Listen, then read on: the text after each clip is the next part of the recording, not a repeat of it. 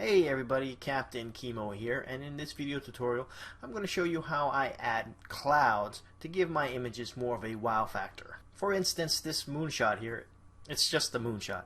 So what I'm going to do is I'm going to add clouds to it. So I'm going to take this cloud and I'm going to put it into this moonshot, and we're going to produce a photo that looks like this. Alright, so let's go ahead and get started. The first thing I'm going to do is I'm going to go into my clouds, do a select all, control all, copy it, Control C, and we're going to go into the moon and we're going to paste it in here. So that's Control V, paste it into the photo. Now what I'm going to do is I'm going to use Topaz Denoise, and I'm going to remove some noise. So if I zoom in, you'll see some noise here, and we'll go ahead and go into filters and just go ahead and denoise the image. And the preset I'm going to use is the JPEG Strong. I'm just going to click that and hit the OK button, and then Topaz is going to start denoising our image. And I like using a denoise versus the Photoshop because it's really just a simple push a preset button. So I'll just push that preset and then let Topaz Denoise do its thing. And once we or Topaz gets done denoising our photo, the next thing we're going to do is we're going to create a overlay. We're going to duplicate the cloud layer and create an overlay, and I'll do that and show you how to do that as soon as the Topaz Denoise stops or finishes denoising the photo, and it's about done. Okay, so now what we're going to do is duplicate the cloud layer here. I'm going to hit Control J, and that will duplicate our layer, and we're going to hit the overlay. What I'm going to do is I'm going to go ahead and zoom out so you'll see real fast. So this is a duplication right here, so duplicate with an overlay, and this makes our cloud very dramatic, gives it more of a pop. Next, what I'm going to do is I'm going to flatten that down. So I'm going to go ahead and flatten that image. Or I'm going to select the two layers here. I'm going to flatten them together. So I'm going to merge layer, so then we can merge the layers together. Alright, so now that we have the layers merged, what we're going to do is we're going to mask out the clouds so that we can see the moon in the back there. So we're going to go ahead and use Topaz Remask for that. So I'm going to go up to the filters, Topaz Remask. Where is it? It's right there. So use a Topaz Remask, and what I am going to do is select the blue paintbrush here and start outlining the layer or the clouds, and the blue paintbrush is going to tell Topaz Remask what I want to keep and what I want to remove. So I'm going to go ahead and just hold shift and click there, and this makes it easier for me to create the blue line outline around the clouds.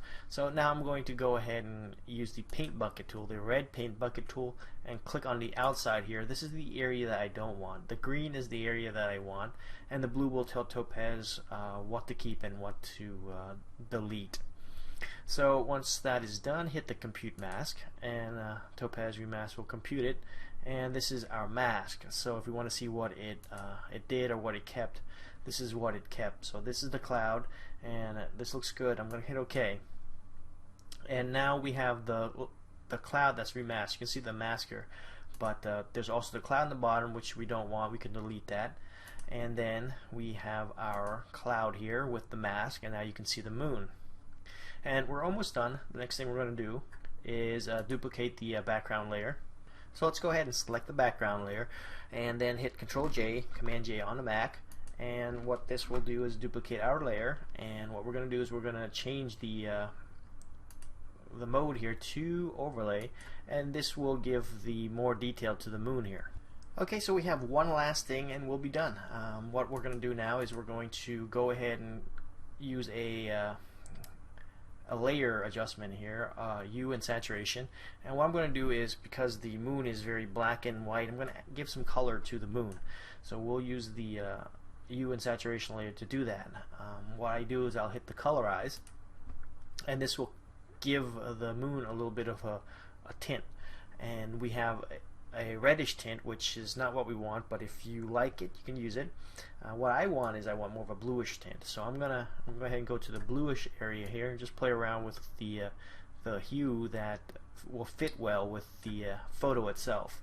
So I like it there, and that is about it. So this is before there, and this is after now. So that is it. Alright, so that is all for this tutorial. Don't forget to check out my members only website, which is HDR Workshop. Over there you can find 100 clouds. This is why I did the video. This is my 100 clouds pack, and I took these photos of clouds from all over the world and I made it available to my members, or my premium members. There is a free membership also available here at HDR Workshop, but the cloud itself is only available to the premium members. And also don't forget to go to CaptainKimo.com. That's my blog.